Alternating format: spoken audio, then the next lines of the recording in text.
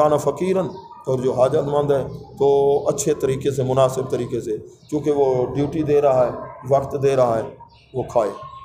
جس وقت ان کے حوالے ان کا مال کر دو فاشہدوا علیہم، گواہ بھی بنا لو۔ کسی کو پیسے دے رہو نا، اب حالات ہیں، لکھ لو، گواہ بنا لو، تاکہ کل کو جھگڑا نہ ہو۔ وکفیٰ باللہ حسیبا، کافی ہے اللہ تعالیٰ حساب لینے کو۔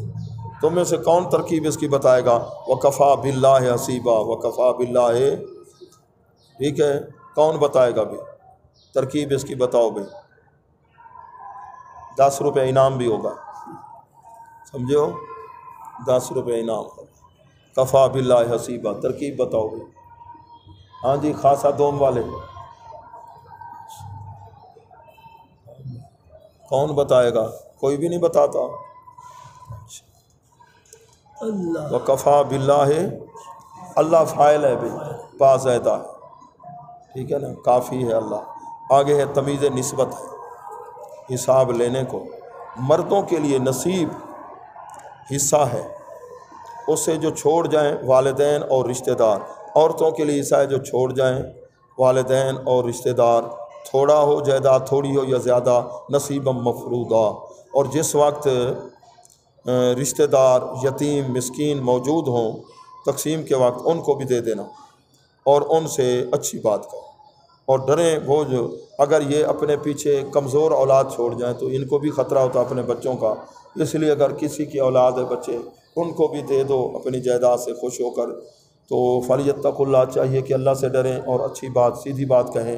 ان الذین یاکلون، بے شک وہ لوگ جو کھاتے ہیں، اموال الیتامى، یتیموں کا مال، ظلم کرتے ہوئے، یقیناً وہ کھا رہے ہیں اپنے پیٹوں کے اندر آگ کو۔ وَسَيَصْلَوْنَ سَعِيرًا، تو ان قریب یہ داخل ہوں گے کس کے اندر؟ بھڑکتی آگ میں، سعیرن، یہ نارن سعیرن۔ آگے جو ہے نا یوصیکم اللہ، یہ شروع ہونے والی ہے، تو آپ ذرا توجہ کیجئے، یہ حافظوں سے پوچھا جاتا ہے یوصیکم اللہ یاد ہے کہ کہنا تو، ٹھیک ہے نا، یوصیکم اللہ۔ تو قرآن مجید کا کچھ حصہ منسوخ بھی ہے، قرآن کے اندر وہ آیتیں ہیں، لفظ بھی ہیں، ان کی تلاوت بھی کریں گے، ثواب بھی ہوگا، لیکن ان پہ عمل کرنا جائز نہیں ہے، گناہ ہے۔ پہلے ایسا تھا کہ کوئی کسی کے موت کا وقت قریب ہے تو ہوش و حواس کے ساتھ ہے، تو اپنی جائیداد کے بارے میں وصیت کرنا اس کے لیے فرض تھا کہ اتنا حصہ فلاں کو، اتنی جائیداد فلاں کو، جیسے وہ کہتا اس کے مطابق دینا پڑتا۔ اور جب اللہ تعالیٰ نے یہ نازل فرمایا نا حصہ قرآن کا، یوصیکم اللہ، پھر اللہ تعالیٰ نے خود حصے مقرر فرما دیے۔ اب اسے ضرورت ہے، اب اگر اپنی جائیداد میں کوئی وصیت کرے تو 1/3 حصے تک کر سکتا ہے۔ مثلا 3 کروڑ روپیہ وہ چھوڑ کے جا رہا ہے، 3 کروڑ، تو 1 کروڑ کی وصیت کر سکتا ہے، میری جائیداد سے 1 کروڑ روپے کی مسجد پہ لگانا، مدرسے پر یا فلاں کو دینا، 1/3 حصہ اس کو اجازت ہے، 1/3۔ 1/3 سے زیادہ اگر کرے گا اس پہ عمل نہیں کیا جائے۔ اور وصیت بھی اپنے رشتہ داروں میں اس سے جو پہلے حصے کا حصے دار نہ ہو، مستحق پہلے نہ ہو، سمجھ رہے ہو نا؟ یہ وصیت کے بارے میں، وصیت کرنے والے کو کہتے ہیں موسی، جو اس کے لیے وصیت کی جائے اس کو کیا کہتے ہیں؟ موسیٰ لہو۔ جب یہ حصہ جو ہے یوصیکم اللہ یہ نازل ہوگی تو وہ پہلے جو اللہ تعالیٰ نے فرض کیا تھا وہ حصہ کیا ہو گیا؟ منسوخ ہو گیا۔ ناسخ و منسوخ کو سمجھنا کتنا اہم ہے۔ حضرت مولا علی رضی اللہ تعالیٰ کے دور کے اندر آپ ایک جگہ تشریف لے کے مسجد میں ایک مولانا صاحب بیٹھے ہیں، لوگ حلقہ بنا کے بیٹھے ہیں، وہ مسئلے پوچھ رہے ہیں، یہ دھڑا دھڑ جواب دے رہے ہیں۔ تو حضرت مولا علی کرم اللہ وجہ الکریم نے اسے سوال کیا، اس سے پوچھا یہ بتاؤ قرآن کے اندر ناسخ کون سی اور منسوخ آیت کون سی؟ پتہ ہے؟ کہنے لگے یہ پتہ نہیں۔ آپ ناراض ہوئے، فرمایا پھر میں تجھے نہ دیکھوں یہاں خطاب کرتے ہوئے، واز کرتے، ہر ایک کو اجازت نہیں۔ آپ نے اپنے دور کے اندر بھی مختلف جگہ تشریف لے کے واز کر رہے تھے، سنا، آپ نے منع کر دیا۔ حضرت سوائے حضرت حسن بصری رحمۃ اللہ فرمایا تم واز کیا کرو۔ تو اب جو ہمارے حالات ہیں، قیامت کا وقت قریب ہے، چونکہ علم کی چھٹی ہے، عمل کی، اخلاق، ہر چیز، ہمارے دور کو اگر دیکھتے تو سب پہ پابندی کی، یہ تقریر کرنے کے لائق ہی نہیں۔ یہ فائدے کی بجائے کیا کریں گے؟ نقصان زیادہ پہنچائیں گے، نقصان زیادہ پہنچائیں گے، چونکہ اب ہر ایک کوئی آزادی ہے، کوئی کنٹرول کرنے والا نہیں ہے، نقصان بڑھتے جا رہے ہیں، فتنے بڑھتے جا رہے ہیں۔ لوگوں نے کسی نے سنا بس لچھے دار تک جتنا وڈا کوڑ مرے سی آ کے بال بال وڈا خطاب سونا کر گئے، اج تک اسیں گال نہ سنی آئی تے فلاں علامہ صاحب، اب وہ مفتی بھی ہے، علامہ بھی ہے، جس طرح آج کل حالات ہو رہے ہیں، ٹھیک ہے نا، عوام بیچاری کو پتہ نہیں ہے جو کیا یہ سلوک ہو رہا ہے، نقصان کتنا ہو رہا ہے۔ تو ایک دور تھا، موطا شریف کے اندر بھی ایک قول ہے کہ اس دور کے اندر جو ہے تقریریں تھوڑی ہوتی تھی، سمجھے ہو، عمل زیادہ۔ فرمایا ایک دور اب آ گیا ہے کہ تقریریں زیادہ ہیں، عمل نہیں۔ تو اس لیے فائدے کی بجائے کیا ہو رہا ہے؟ نقصان ہو رہا ہے۔ ایک عظیم محدث ہیں، وہ فرماتے ہیں ہم 100 میل 200 میل سفر کرتے تھے، حدیث لینے کے لیے جاتے تھے، لیکن پہلے ہم اس محدث کی نماز کو چیک کرتے تھے، چند دن ان کے ساتھ اٹھتے بیٹھتے رہتے تھے، دیکھتے یہ نماز پابندی سے پڑھتے ہیں، جماعت سے پڑھتے ہیں، اچھا یہ، پھر ہم اسے حدیث لیتے تھے۔ اگر ہم نے محسوس کیا کہ یہ نماز کے اندر کوتاہی کرتے ہیں، پھر ہم 100 میل سفر ہے، 200 میل سفر ہے پیدل کا، ہم پرواہ نہیں کرتے، اس سے حدیث نہیں لیتے تھے کہ یہ ڈنڈی جب نماز کے ساتھ مار رہا ہے نا ڈنڈی، تو اور معاملات کے اندر بھی اس کا حال یہی ہوگا، اس کے اندر اخلاص نہیں ہے، اس سے حدیث ہی نہیں لیتے۔ اتنا ان کے اندر سب سے پہلے کس کو دیکھیں گے؟ نماز کو، کس کے نماز کا معاملہ کیسے ہے، اخلاص کے ساتھ، پھر نماز پڑھ رہا ہو، رکوع سجود اٹھنا بیٹھنا اس کا کیسے ہے۔ بعض کا ہمارے مدرسے میں طالب علم پڑھے ہوتے ہیں، کنز قدوری وغیرہ ہدایہ شریف، لیکن جب عام لوگ دیکھیں میں نماز یہ پڑھ رہے ہیں، یوں لگتا ہے کہ اس کو بالکل مسائل کا پتہ ہی، حالانکہ وہ پڑھا ہوتا ہے، اس کو مسئلوں کا بھی پتہ ہوتا ہے، سجدہ کیسے کرنا ہے، رکوع، تو ہمیں کہنا نہ پڑے کہ ہم جی کیا ہے جی عالم دین ہے، مدرسے میں پڑھتے ہیں، ہمارے عمل سے لوگوں کو، ٹھیک ہے نا جی، یقین ہو جائے واقعی یہ صاحب علم ہے، مدرسے کے اندر پڑھتے ہیں، دیکھو نماز پڑھنے کا طریقہ دیکھو، کتنے خشوع و خضوع سے عاجزی سے نماز پڑھتے ہیں، رکوع سجود کا جس طرح طریقہ ہے صحیح طریقے سے۔ اب دیکھو طالب علم یہ ہے، مولوی صاحبان جس کو دیکھو نماز مکروہ، شلواریں کہاں ہوتی ہیں؟ ٹخنوں کے نیچے۔ حدیث پاک میں کیا ہے؟ اس جگہ کو جلایا جائے گا جہنم کی آگ میں، جو تکبر سے، ابھی یہ غفلت ہے، سستی ہے، نماز مکروہ اور یہ امام کی مکروہ ہے تو پیچھے سب مقتدیوں کی۔ طالب علم اکثر ہیں جو بھی علامہ قاری مفتی جو بھی کہلائے پڑھ رہے ہیں کتابیں، شلواریں دیکھو، اور دیوبندی کیا کرتے ہیں؟ ان کے طالب علموں کی شلواریں ٹخنوں کے اوپر ہیں، وہ حدیث پہ عمل کر رہے ہیں، دین پہ عمل کر رہے ہیں، اور ہم اس کے خلاف، اور سنی ہم اپنے آپ کو کہتے ہیں، سمجھے ہو، جو سنت رسول کے خلاف چل رہے ہیں اپنے آپ کو ہم سنی سمجھتے ہیں، سمجھ رہے ہو؟ تو گڑبڑ بہت زیادہ ہے، بد عملی بہت زیادہ ہے، جس کی وجہ سے یہ ساری نحوست۔ ایسا ہے کہ طالب علم ادھر سے پڑھ کے جائے، ہفتہ وار چھٹی پر جائے نا، ہمارے اس طالب علم کو معاشرے کے اندر اس کے رشتہ دار دیکھیں، وہ بھی لوگ یقین کریں واقعی جی مدرسے کے اندر گیا ہے، اچھا بن گیا، اس کا اخلاق، نماز، اٹھنا بیٹھنا دیکھو شریعت کے مطابق، پھر اور بھی مائل ہوں گے یا نہیں ہوں گے؟ اگر یہ محلے کے اندر امام ہے، چھٹی پہ گیا تو نماز کی بھی چھٹی، لوفر جو ہے لفنگے ان کے ساتھ اٹھنا بیٹھنا، جیسے اور جھوٹ بولتے ہیں، یہ بھی فراڈی ہے، جھوٹا ہے، ٹھیک ہے نا جی، عمل یہ نہیں ہے سلسلہ، لوگوں پہ اچھا اثر ہوگا نہیں ہوگا، ٹھیک ہے نا، وہ دھوکے والی بات ہوگی۔ تو اللہ تعالی ہمیں عمل کی توفیق نصیب فرمائے، اللہ تعالی عمل کی توفیق نصیب فرمائے۔ تو آج الحمدللہ اللہ تعالیٰ کی عطا کردہ توفیق سے، ٹھیک ہے نا جی، تو آپ کے لیے یہ کافی ہوگا۔ کسی نے اگر کوئی مسئلہ پوچھنا ہو تو مسئلہ پوچھ سکتے ہو، پھر اس کے بعد دعائے خیر۔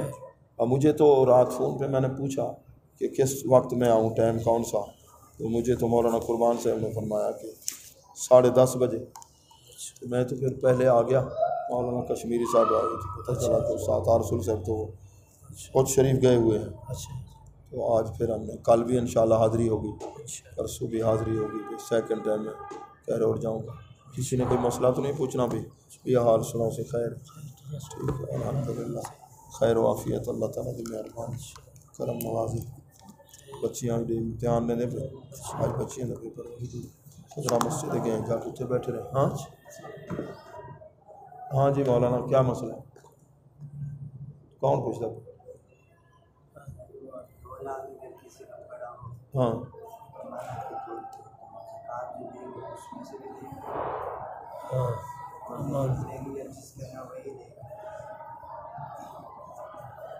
ہاں جس کے پیسے ہیں نا بھائی، زکوٰۃ تو اس پر ہے نا، اس کے پاس تو امانت، وہ تو حفاظت کر رہا ہے، ملکیت تو اس کی نہیں ہے۔ ایسے نا مثلا 2 لاکھ روپے تیرا اور اس کے پاس ہے، وہ زکوٰۃ تیرے اوپر ہوگی، اس پر نہیں ہوگی۔ ہاں البتہ اس نے حفاظت کی ہے، چور لے گئے، ٹھیک ہے نا، اب تو اس سے نہیں لے سکتا۔ اگر تجھے یقین ہو گیا کہ اس نے خود خورد برد کی ہے چوروں کے ساتھ مل کر، پھر تو اس کو دینے ورنہ نہیں دینا پڑے گا۔ زکوٰۃ تیرے اوپر ہے جس کے پیسے ہیں، جس کے پیسے ہیں۔ ہاں جی ہاں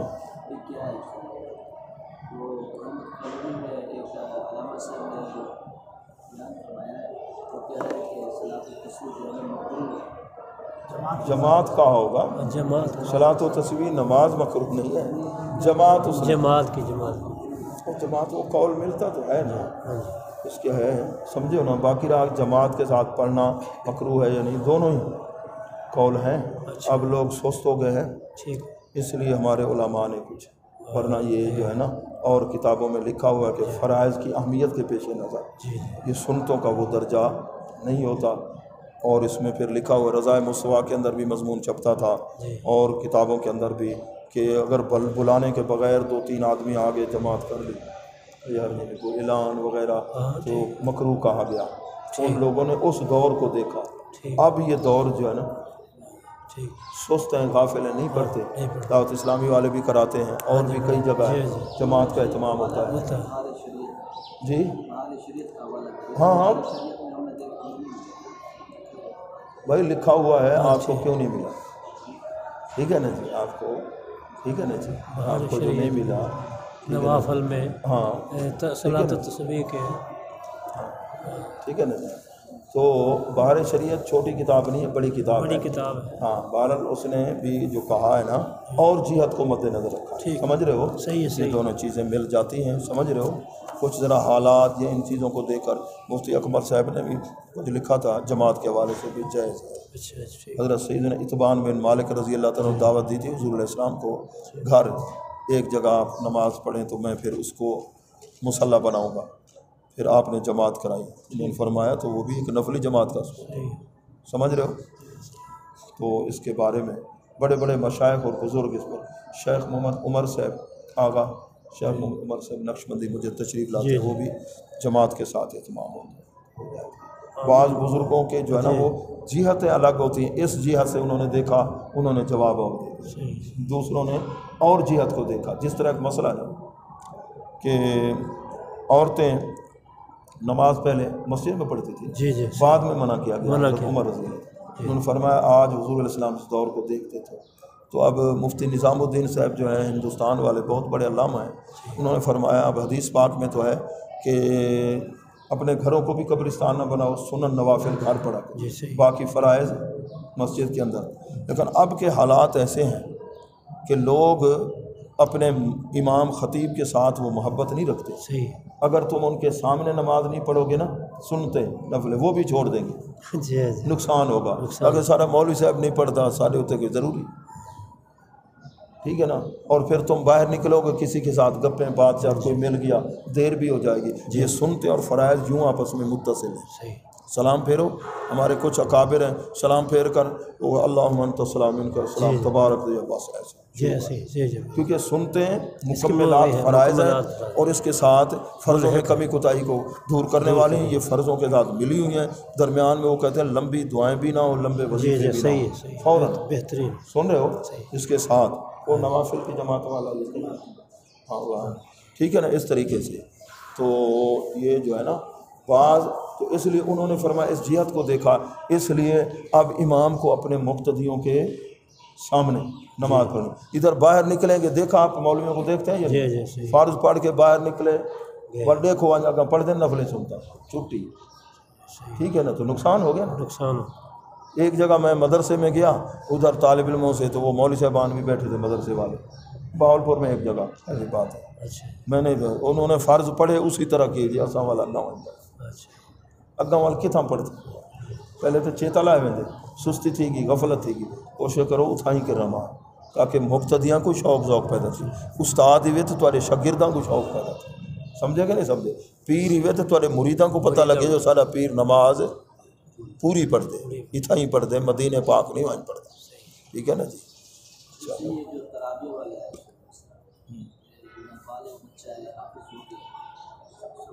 بس وہ قول جو ہے نا اس پر فتویٰ نہیں ہے، بعض مشائخ کا وہ ایک قول ہے، ٹھیک ہے نا، نابالغ ہے، اس پر فتویٰ نہیں ہے۔ اچھا یہ فقہ کا کچھ ایسے حصہ ہے جو مرجوح ہے، اس پر فتویٰ نہیں ہے، اس پہ عمل نہیں کریں گے۔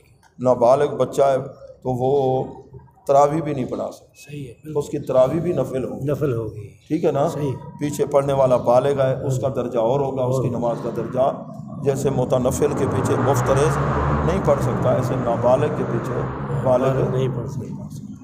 یہ فتویٰ اس پر ہے۔ مفتی کا کام ہے جو قول مفتہ بھی ہے وہ بتائے، سمجھے؟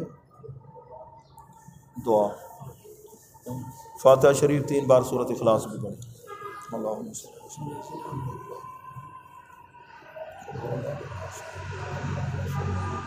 اللہ احد اللہ